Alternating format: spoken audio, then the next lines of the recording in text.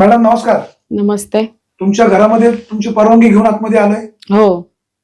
पत्रकार स्नेहा बारवे यांनी तुमच्या विरोधामध्ये मंचर पोलीस स्टेशनला एक फिर्याद दिलेली आहे.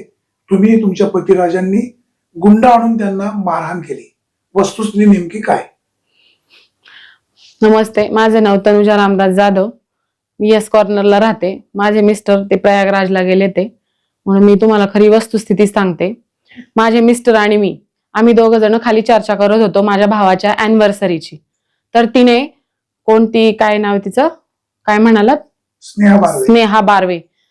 ती आणि ते समीर पठाणच ते त्यांनी आमची वरनं व्हिडिओ शूटिंग काढली. असा कुणालाच अधिकार नाही कुणाचा व्हिडिओ काढायचा. कोण म्हटलं हल्ला केला? कसला हल्ला? तुम्ही काय आमची बाईट घ्यायला आले होते का?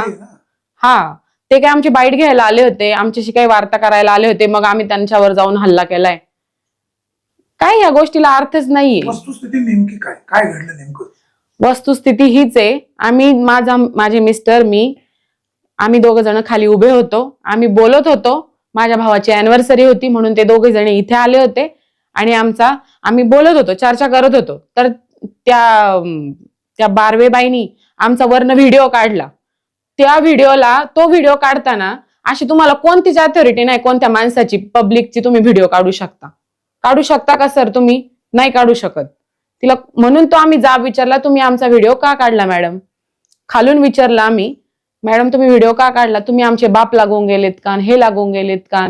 ही त्यांची. मग नंतर त्यांचं ते आरेरावीचे दरवेळेचे उत्तर, पत्रकारीचा धाक दाखवून इतरांवरती आरेरावी करणे. आपल्या सोसायटीमध्ये राहतात, आपले शेजारी आहेत.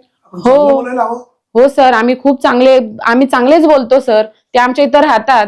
आणि हा प्रश्न मेन म्हणजे पत्रकारीचा वगैरे, पत्रकारचा इथं काहीच विषय नाहीये. हे वैयक्तिक एकदम नळावरची जशी भांडणं असतात ना, त्या भांडणांना हे वेगळं वळण दिलं जातंय सर. मॅडम तुम्ही वस्तुस्थिती लपवताय. एक व्हिडिओ व्हायरल झालाय तुम्ही मारहाण केल्याचा. हो, व्हिडिओ व्हायरल झालाय, पण तो खरा व्हिडिओ काय ते दाखवा.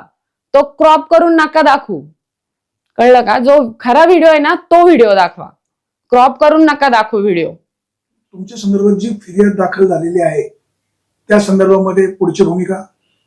सर, आम्ही त्यांना हा रेसिडेन्शियल साठी फ्लॅट दिलेला आहे राहण्यासाठी. तर ते याचा तिथं कमर्शियल यूज करतात आणि तिथं अनेक अज्ञात इसम येत जात असतात. तुम्ही आता वाढत्या लोकसंख्या वाढत्या ज्या गुन्हेगारी बघताय, अपहरण झालं, बलात्कार झाले, इव्हन काही पण झालं, चोऱ्या माऱ्या झाल्या. माझ्या बिल्डिंग मध्ये 2 महिन्यापूर्वी चोरी झाली, बरोबर? तर महिलांना भीती आहे. माझी लहान मुली तर खेळत असतात, त्यांना भीती वाटते. कोण येतंय कोण नाही, काही तपास नाही त्याचा. ते मला सारखे म्हणत राहतात, मॅडम तुम्ही ते ऑफिस बंद करायला सांगा, त्या इस्मांना बंद करायला सांगा. समीर पठाणला मी अनेक वेळा सांगितलेल्या आहेत ह्या गोष्टी, तरी ते ऐकत नाहीत. आणि कुणाचीही परवानगी न घेता त्यांनी ते ऑफिस इथं चालू केलेलं आहे आणि ते ऑफिस बंद झालंच पाहिजे.